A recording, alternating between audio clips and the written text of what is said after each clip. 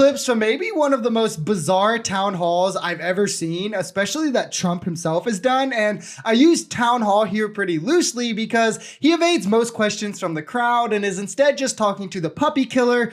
I mean Kristi Noem, of course, before oddly playing music and dancing for over 30 minutes as most of his crowd leaves early. But let's jump into the nonsense that he was talking about. These other people are coming in and they're affecting the school systems and they're affecting the hospital system. I mean, if you take a look at what's going on in Springfield, Ohio, a town of 50,000 people, they've just added 32,000 people, illegal immigrants. So multiple fact checks to do here quickly. It's around 15 to 20,000 immigrants actually in Springfield that have came the last 4 years, especially. None of them are illegal. The mayor and governor have both came out and said they don't even have a population of undocumented immigrants that they would need to quote unquote worry about. All of these immigrants are legal under the temporary protected status program, which has existed since the 90s, by the way, which is to say the least that we could do for Haiti. We have personally left that country impoverished and unstabilized. I have multiple interviews on this if you want to learn more about that. But Springfield themselves welcomed and actually put out ads calling for the immigrants to come to them as they were in population decline. And especially after the pandemic, their labor force was hurting, and the arrival of these immigrants made the local economy boom with positions being filled, businesses being created. So what he's pointing to in hopes to fearmonger here is actually an example of the massive benefits that immigrants can bring a community. If somebody knows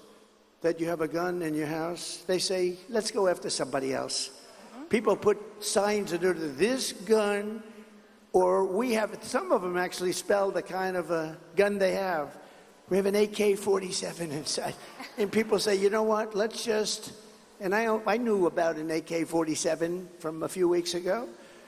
And the AR-15, I know about that one too. I know a lot. This is literal incoherent babble. If Biden did this, MAGA would run a story on it for weeks, but when it's Trump, they just shrug it off. He literally did not finish one sentence in this entire clip or make any sense while he was talking. And I'm sure that anyone who is actually knowledgeable about something has to try really hard and assure you about how much they know. The truth about what he's saying, however, is that having a gun in the home just makes it more likely that every member in your home is more likely to die from gun violence, almost twice as likely actually by statistics, which is pretty damning. On top of the person who actually carries a gun is like, I think 5 times more likely to be a victim of gun assault themselves, even more so than the household. So by all data, you're just putting yourself and your family in more danger by having a gun than not having a gun. I mean, if someone breaks into your house with a gun and you pull out a gun, you're just increasing the chance of death and you're rolling the dice on who it will be. Not to mention the 27% rise in youth suicide for every 10% rise in gun ownership, and all metrics showing that stricter gun laws and less gun ownership equals less gun death. I know, surprise, surprise. But of course, Republicans value AK-47s more than they value your children. Sir, I have a quote that I like a lot by John Wayne. It says, life is hard, but it's harder when you're stupid. Yeah. I think that perfectly explains Kamala Harris, Yeah. right? Ooh. Right, sir? Now, our life has been hard because of her, but can you imagine what it's like to wake up as Kamala Harris?